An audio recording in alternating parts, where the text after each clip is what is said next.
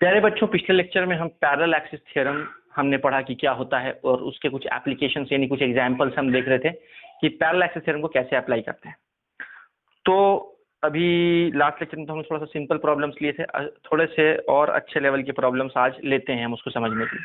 ठीक है, तो सपोज डियर स्टूडेंट्स, ये हमको इस तरह से एक एग्जाम्पल ले रहे हैं हम, और ये सपोज हमको 3 सॉलिड स्फीयर्स दिए हुए हैं। क्या दिए हुए हैं? 3 सॉलिड स्फीयर्स दिए हुए हैं। ठीक है, और तो ये हमारे सॉलिड स्फीयर्स हैं, तो मैं यहाँ लिख देता हूँ दे आर सॉलिड स्फीयर्स। ठीक है, और तीनों आइडेंटिकल हैं, तीनों आपस में आइडेंटिकल है, यानी हर एक का मास, रेडियस, सब कुछ सेम। ठीक है, तो उसने हमको बोला है कि बताइए कि इस वाली एक्सिस के अबाउट इस पूरे सिस्टम का मोमेंट ऑफ इनर्शिया क्या होगा। इस एक्सिस के अबाउट इस पूरे सिस्टम का मोमेंट ऑफ इनर्शिया क्या होगा, ये उसने हमसे पूछा है। तो आप देखते हैं हम कैसे बता सकते हैं। तो डियर स्टूडेंट्स, आपको पिछले लेक्चर में, अगर पिछले लेक्चर का थोड़ा बहुत आपको कुछ याद होगा, तो मैंने आपको क्या बताया था कि सॉलिड स्फीयर की जब हम बात करते हैं तो ये सपोज हमारा सॉलिड स्फीयर है, तो इसके इस वाली एक्सिस के अबाउट जो कि इसकी मोमेंट ऑफ जो इसके सेंटर ऑफ मास से पास हो रही है, इस एक्सिस के अबाउट इसका मोमेंट ऑफ इनर्शिया क्या था। तो ये जो था, इसको हमने बोला था IC, जो कि था 2/5 mr²। अब ये वैल्यू तो आपको याद रखनी है, ये याद रखना है आपको, ये टेबल में लिखा के दिया था मैंने 2/5 mr²। और हमने एक टैंजेंट लिया था, और इस टैंजेंट के अबाउट जो मोमेंट ऑफ इनर्शिया था उसको हम क्या बोल रहे थे? I0 बोल रहे थे, और ये I0 हमने निकाला था। तो वो कैसे निकाला था? इन दोनों के बीच जो दूरी है वो r हो गई है। तो I0 is equal to IC plus mh² हमने बोला था। IC यहाँ क्या है? 2/5 mr² plus m into h। अब यहाँ h किसके बराबर है? r के बराबर है, तो mr²। तो ये हो गया 7/5 mr²। ये हमारा आ गया I0। ठीक है, तो ये हमने पिछले लेक्चर में निकाला था, अगर आपको याद होगा तो बस आपको रिकॉल करवाने के लिए मैंने दोबारा से ये लिख दिया। तो अब अगर हम ध्यान दें तो इस एक्सिस के अबाउट पूरे सिस्टम का जो मोमेंट ऑफ इनर्शिया है उसको हम क्या बोल सकते हैं? तो ये मान लो स्फीयर नंबर 1, स्फीयर नंबर 2 और ये स्फीयर नंबर 3 है। ठीक है, ये मैं थोड़ा ऊपर लिख देता हूँ। तो ये स्फीयर नंबर 1, ये स्फीयर नंबर 2 और ये स्फीयर नंबर 3 है। तो हम बोलेंगे कि भाई total moment of inertia will B I1 plus I2 plus I3, यानी इस बॉडी का मोमेंट ऑफ इनर्शिया इस एक्सिस के अबाउट प्लस इसका इसके अबाउट प्लस इसका इसके अबाउट, तीनों बॉडीज का moment of inertia same axis के अबाउट हमको निकालना होगा बारी बारी से, और सबको आपस में ऐड करना होगा। तो याद रखो, हम आपस में मोमेंट ऑफ इनर्शिया को तभी ऐड या सब्ट्रैक्ट कर सकते हैं जब सभी मोमेंट ऑफ इनर्शिया एक ही एक्सिस के अबाउट हो। ठीक है, सभी पार्टिकल्स या सभी बॉडीज के मोमेंट ऑफ इनर्शिया एक ही एक्सिस के अबाउट होंगे, तभी सबको हम आपस में ऐड कर पाएंगे। ठीक है, तो इस स्फीयर का मोमेंट ऑफ इनर्शिया इसके अबाउट कितना होगा? 7/5 mr², क्योंकि टैंजेंट के अबाउट हमने निकाला ना, ये कितना निकाल के आया?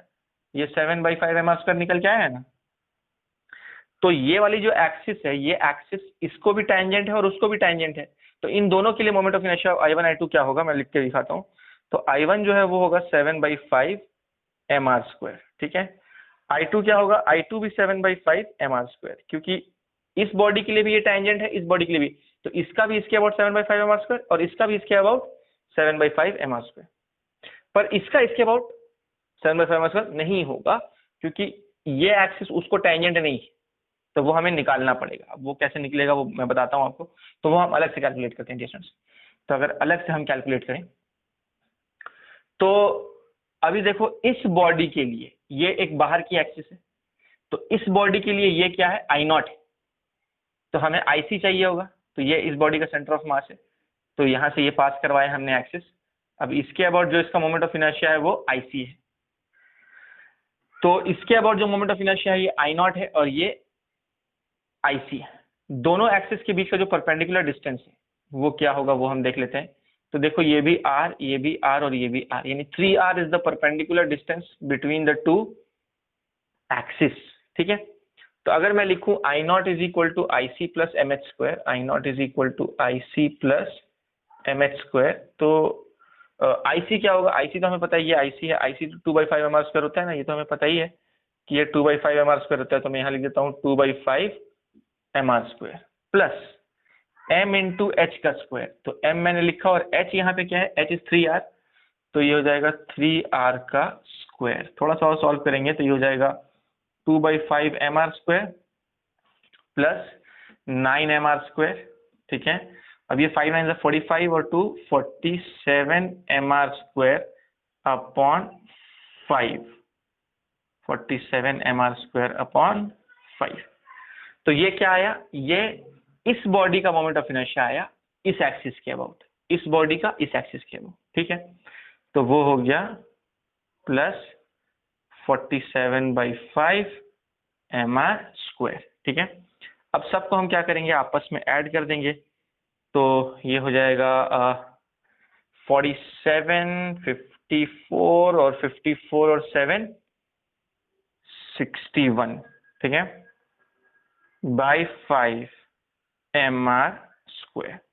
तो ये हो गया पूरे सिस्टम का मोमेंट ऑफ इनर्शिया इस एक्सिस के अबाउट। तो हमने क्या किया, इसका मोमेंट ऑफ इनर्शिया इसके अबाउट प्लस इसका इसके अबाउट प्लस इसका इसके अबाउट, तो इसका इसके अबाउट, इसका इसके अबाउट और इसका इसके अबाउट निकाला और सभी मोमेंट ऑफ इनर्शिया को आपस में ऐड कर दिया। तो हमको इस पूरे सिस्टम का मोमेंट ऑफ इनर्शिया इस एक्सिस के अबाउट मिल गया। ठीक है, कुछ और एग्जांपल्स लेते हैं, आपका कॉन्सेप्ट और क्लियर होगा, है ना। थोड़ा ट्रिकी था ये, मुझे उम्मीद है कि आपको ये समझ में आया होगा, है ना।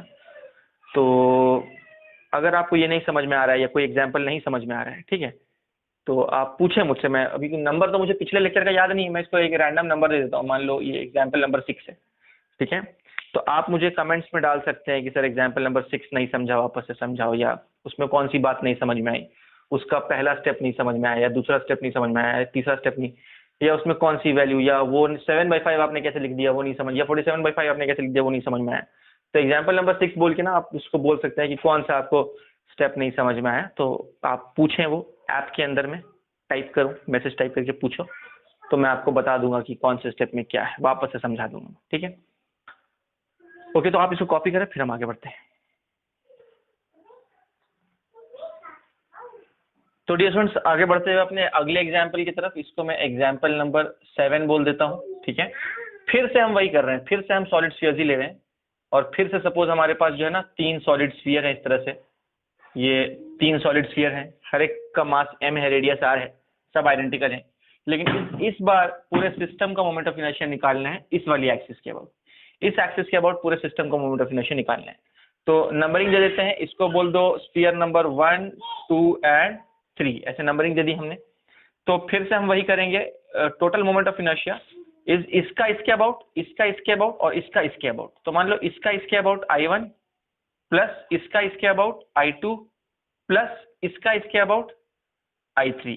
तो ये तीनों मोमेंट ऑफ इनर्शिया को हम आपस में ऐड करेंगे तो हमको पूरे सिस्टम का मोमेंट ऑफ इनर्शिया मिल जाना चाहिए। तो सबसे इजी तो I1 है, मतलब इसका इसके अबाउट क्या होगा, ये तो टैंजेंट है ना, टैंजेंट है उसको देखो, तो टैंजेंट के अबाउट हमने क्या निकाला था 7/5 mr²। तो इस स्फीयर का मोमेंट ऑफ इनर्शिया इसके अबाउट हो जाएगा 7/5 mr² प्लस I2 मतलब इसका मोमेंट ऑफ इनर्शिया इसके अबाउट, जो अभी अभी हमने निकाला था डियर स्टूडेंट्स, ये देखो, ये निकाला था हमने। कैसे, मैं आपको वापस याद दिला दूं कि यहां से जो पास होने वाली एक्सिस है ये वाला IC हो गया। तो I0 देखो, इस बॉडी के लिए ये तो बाहर का एक्सिस है, तो इसके लिए ये I0 है। तो इसका जो मोमेंट ऑफ इनर्शिया इसके अबाउट है, यानी I0 = IC प्लस mh²।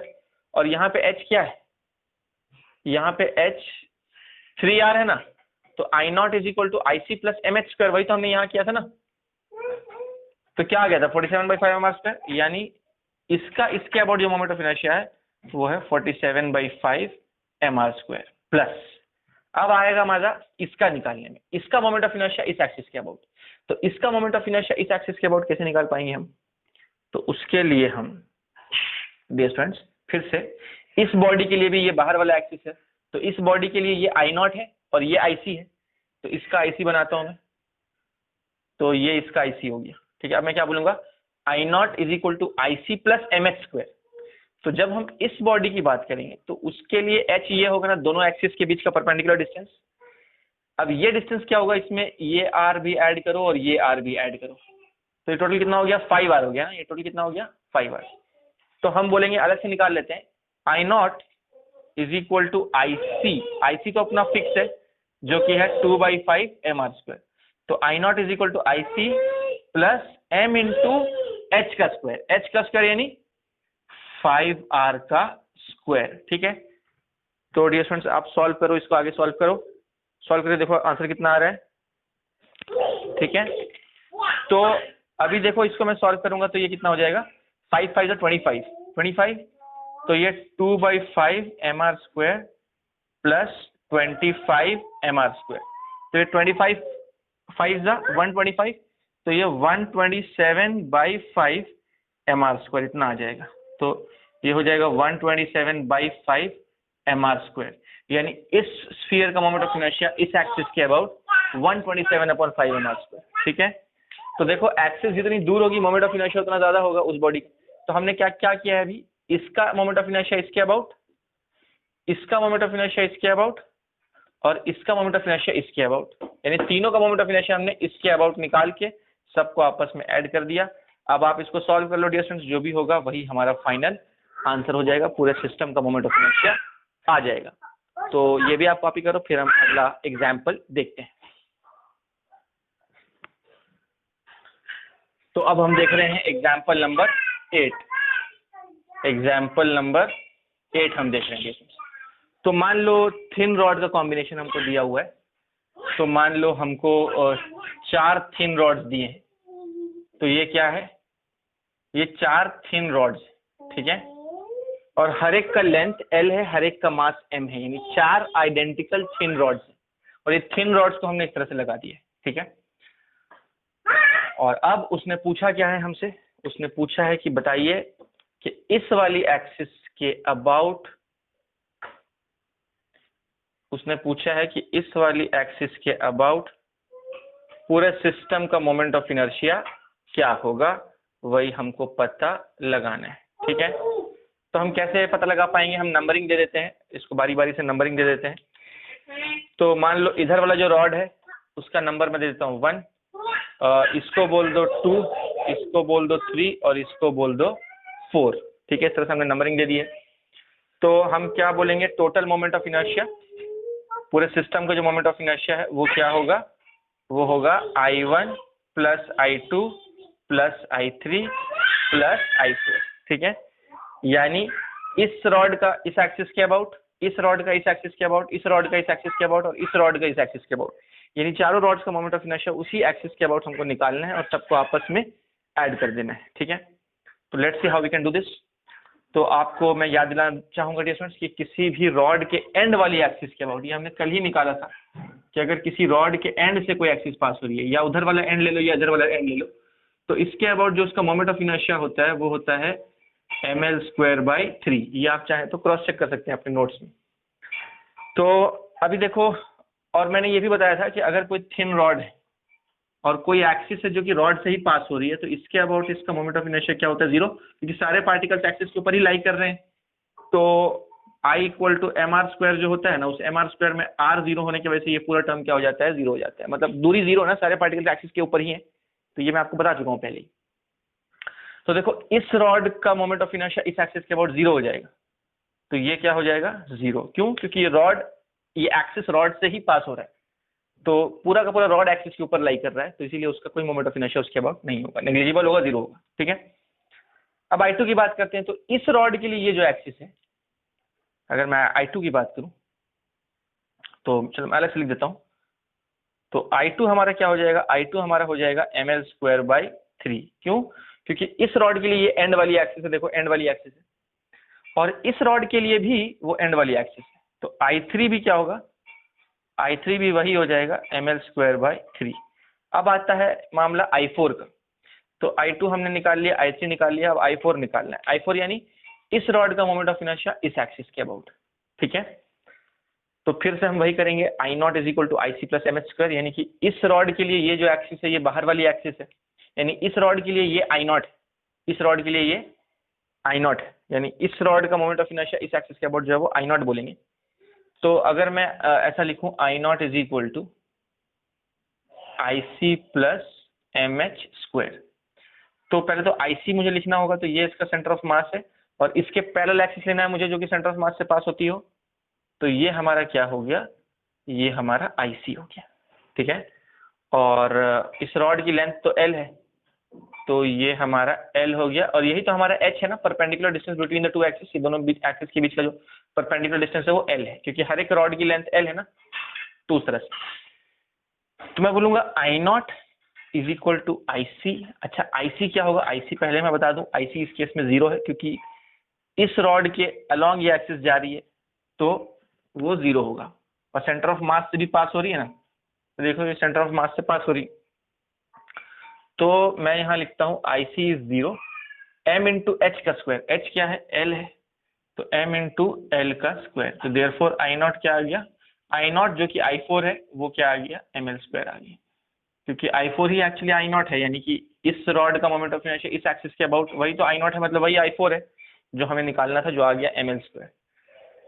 तो मैं यहाँ लिख देता हूँ आई फोर अल्टीमेटली क्या आ गया, एम एल स्क्वायर आ गया। अब ये सारी वैल्यूज को यहाँ पुटअप करके ऐड कर देते हैं, तो इसको इक्वेशन नंबर 1 बोल दो। अब ये सारी वैल्यूज को उठा के इक्वेशन नंबर 1 में पुट करते हैं, तो देयरफॉर हमारा आई क्या हो जाएगा, 2 times M L square by 3, 2 times इन दोनों को ऐड किया तो 2 times M L square by 3 plus M L square, जो कि क्या हो जाएगा, जो कि हो जाएगा 3 + 2 5, 5/3 एम एल स्क्वायर।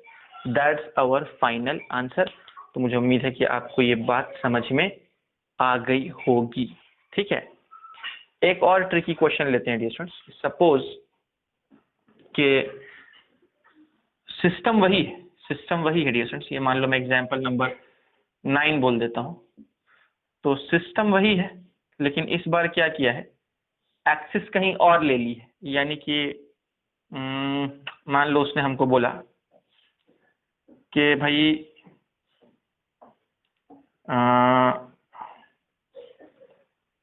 उसने हमको बोला, मान लो डियर स्टूडेंट्स, कि इस वाले एक्सिस के अबाउट पता लगाइए, इसके अबाउट पूरे सिस्टम का मोमेंट ऑफ इनर्शिया क्या होगा।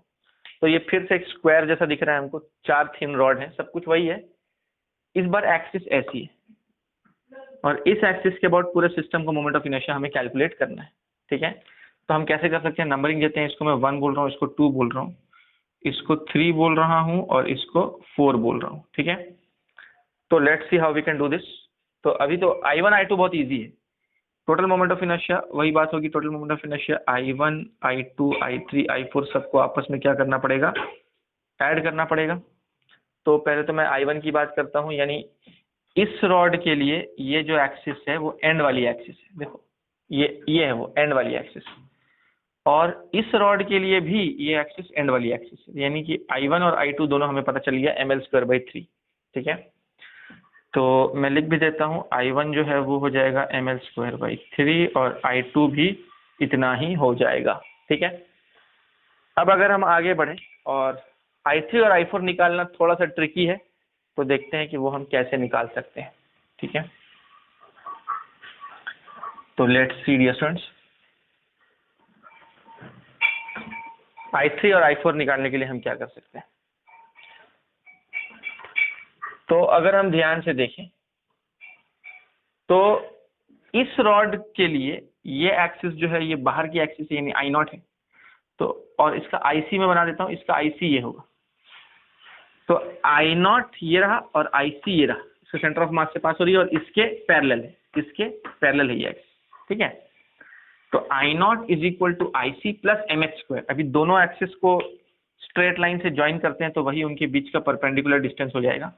तो ये है इनके बीच का, इन दोनों एक्सिस के बीच का परपेंडिकुलर डिस्टेंस, यानी अगर ये दो एक्सिस है इस तरह से, ठीक है, तो इन दोनों के बीच का परपेंडिकुलर डिस्टेंस क्या होगा डिस्टेंस, ये लाइन, ये लाल वाली जो लाइन है वही उन दोनों के बीच का परपेंडिकुलर डिस्टेंस है।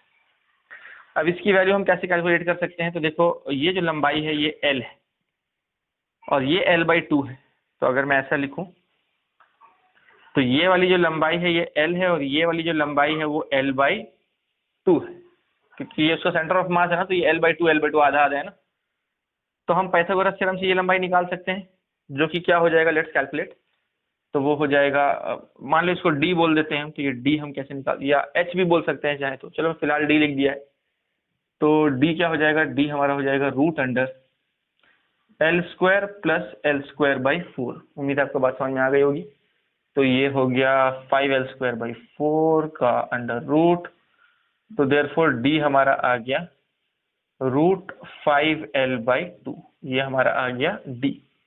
ठीक है, तो I naught is equal to I C, अब मैं लिखता हूं I naught is equal to I C plus M H square.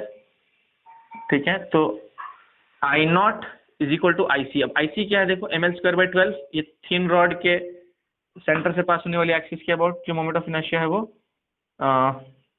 M L square by 12 होता है। ये आपको टेबल में लिखा के मैंने दिया है, थिन रॉड के सेंटर से पास होने वाले एक्सिस के about, plus m into H का स्क्वायर, यानी अभी h तो ये है यानी d का स्क्वायर, d का स्क्वायर यानी वो हो जाएगा 5l स्क्वायर बाई 4, यानी 5ml स्क्वायर बाई 4।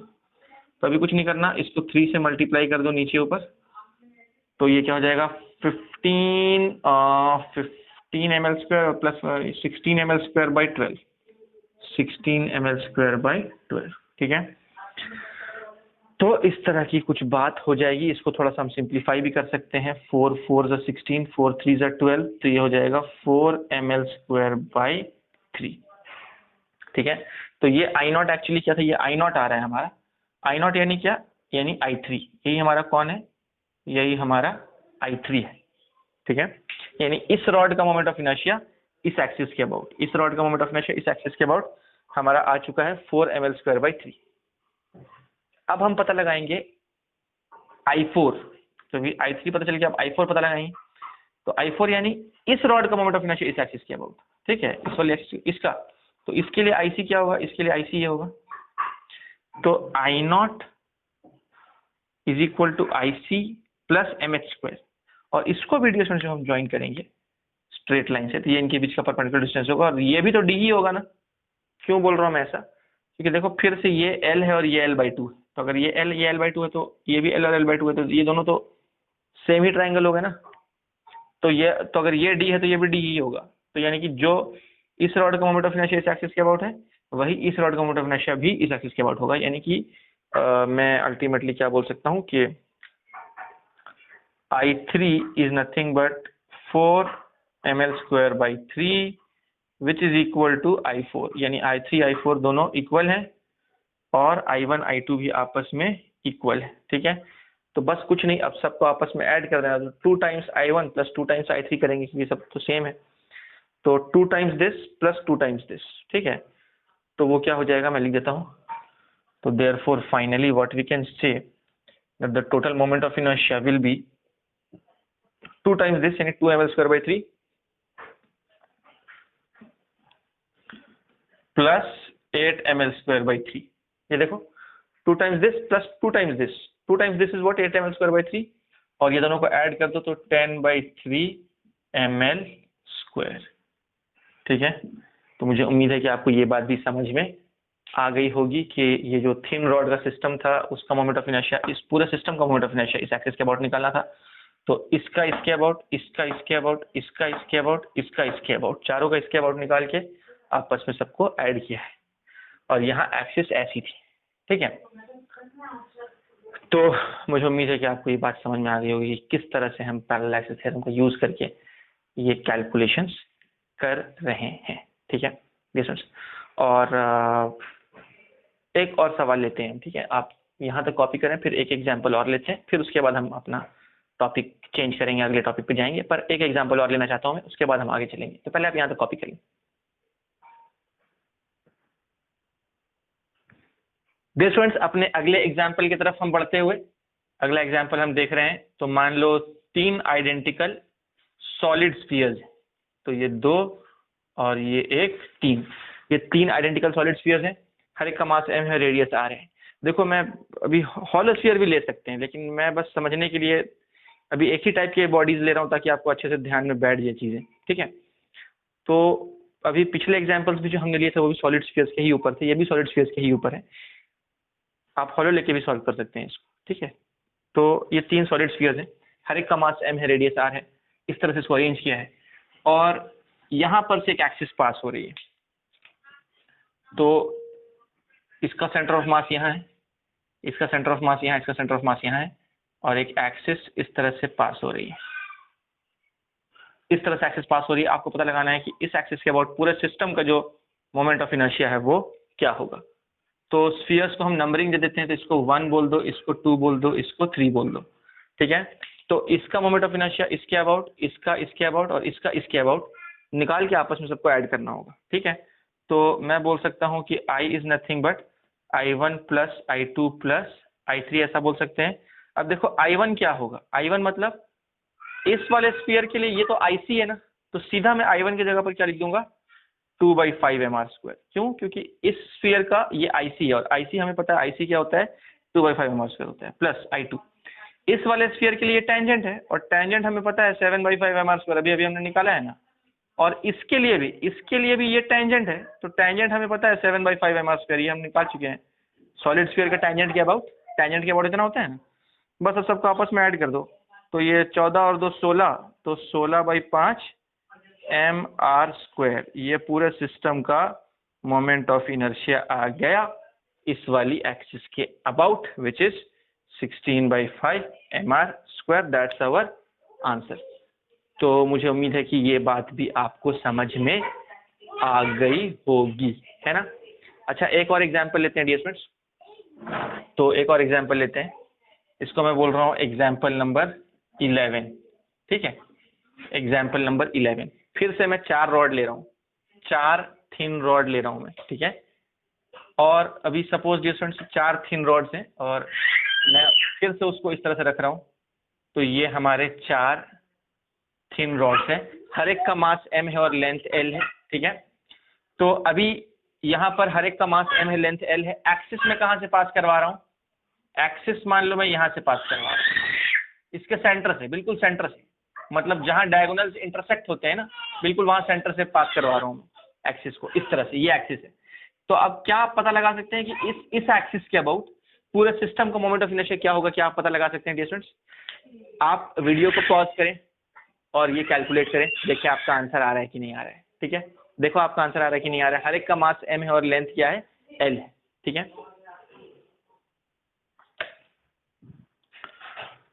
तो डियर स्टूडेंट्स, अगर इसको मैं सॉल्व करूं तो मैं कैसे बोलूंगा इसको, तो इसके लिए देखो नंबरिंग कर दें अगर हम 1 2 3 4, इस रॉड के लिए ये एक्सिस I0 है, इसके लिए भी I0 है, इसके लिए भी I0 है, इसके लिए भी I0 है, ठीक है। तो अभी मैं क्या कर रहा हूँ, ये IC ले रहा हूँ, तो क्या मैं बोल सकता हूँ I0 is IC plus mh², और h क्या होगा, इन दोनों को अगर मैं ज्वाइन करूँ स्ट्रेट लाइन से, तो देखो ना, एक एक्सिस ऐसी है, दूसरी एक्सिस ऐसी है, तो ये 2 एक्सिस है हमारी, ये I0 है और ये IC है। इस रॉड के लिए ये I0 है, ये IC है, तो I0 is equal to IC plus mh², और ये एक्चुअली हमारा क्या होगा, L/2। क्यों L/2 बोल रहा हूँ, आपको बात समझ में आ रही है, L/2 L/2 L/2 L/2 है ना, हर तरफ से अगर आप देखें इस तरह से, तो ये सभी L/2 है ना, तो h किसके बराबर आ गया, L/2 के बराबर आ गया। तो अब ये अल्टीमेटली क्या हो जाएगा डियर स्टूडेंट्स, ये हो जाएगा I0 is equal to IC plus mh²। Fan off कर दो यार, रेगुलेटर से ऑफ कर दो, वो बार बार ऑन कर दे रही है।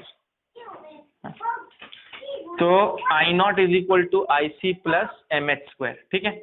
तो IC क्या होगा, तो IC को मैं क्या लिखूंगा, IC में लिखूंगा ml²/12। क्यों, क्योंकि ये एक्सिस जो है वो रॉड के सेंटर ऑफ मास से पास हो रही है, प्लस m इंटू h का स्क्वायर, और h यहाँ क्या है, L/2 है, तो L/2 का स्क्वायर, ml²/4, ठीक है।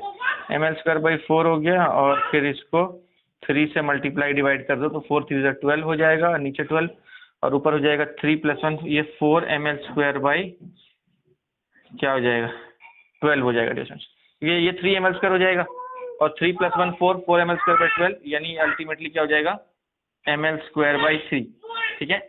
यानी इस रॉड का मोमेंट ऑफ इनर्शिया इस एक्सिस के अबाउट ml²/3, तो इसका भी इसके अबाउट ml²/3, और इसका भी इसके अबाउट ml²/3, इसका भी इसके अबाउट ml²/3। क्यों, क्योंकि सबसे वो इक्वी डिस्टेंट है, ये भी l/2 है, ये भी l/2 है, ये भी l/2 है, ये सबके सब क्या है, l/2 है, ये सबके सब l/2, ये सबके सब l/2 है। तो हम क्या बोल सकते हैं, total moment of inertia is 4 times ml²/3। तो देयरफॉर I क्या हो जाएगा, 4 ml²/3। ये आपको समझ में आया 4 टाइम्स क्यों किया मैंने, क्योंकि हर एक रॉड का मोमेंट ऑफ इनर्शिया उस एक्सिस के अबाउट ml²/3 ही है, इसीलिए मैंने इस तरह से सॉल्व किया इसको। तो मुझे उम्मीद है ये भी आपको समझ में आ गया होगा, ठीक है। तो ये कॉपी कर लो। इसी के साथ साथ जो है वो पैरेलल एक्सिस थ्योरम हमारा फिनिश हुआ। इसके बाद हम अगला थ्योरम पढ़ेंगे जिसको हम बोलते हैं परपेंडिकुलर एक्सिस थ्योरम। जैसे कि मैंने आपको बताया कि असली सवाल तब बनते हैं, ये फिर भी बहुत इजी सवाल है, इससे भी अच्छे सवाल बनेंगे जब हम परपेंडिकुलर एक्सिस थ्योरम भी पढ़ लें और फिर ये दोनों थ्योरम को मिला के जब क्वेश्चन आते हैं तो और भी अच्छे क्वेश्चन आते हैं। तो आप फिलहाल यहाँ तक कॉपी कर लें, फिर हम नेक्स्ट लेक्चर में पढ़ेंगे परपेंडिकुलर एक्सिस थ्योरम और उसके एप्लीकेशंस, ठीक है। तो फिलहाल आप ये कॉपी कर लें और इसके ऊपर जो प्रॉब्लम्स हैं, एररलेस में जो प्रॉब्लम्स है या जो भी बुकलेट आपके पास है उसके अंदर जो प्रॉब्लम्स है वो आप प्रैक्टिस कर सकते हैं डियर स्टूडेंट्स, क्योंकि हमारे जो अगले टेस्ट में जो पोर्शन आने वाला है उसमें ये भी आएगा, पैरेलल एक्सिस थ्योरम आएगा, परपेंडिकुलर एक्सिस थ्योरम आएगा, ये सारी चीज़ें अगले टेस्ट में आने वाली हैं। तो आप ये अच्छे से ध्यान देके सब कॉपी डाउन कर लें और प्रॉब्लम्स प्रैक्टिस करना शुरू कर दें, और जो भी डाउट्स आ रहे हैं वो मुझसे आप पूछें डियर स्टूडेंट्स, ठीक है। तो आज के लिए इतना बस करते हैं, ओवर एंड आउट।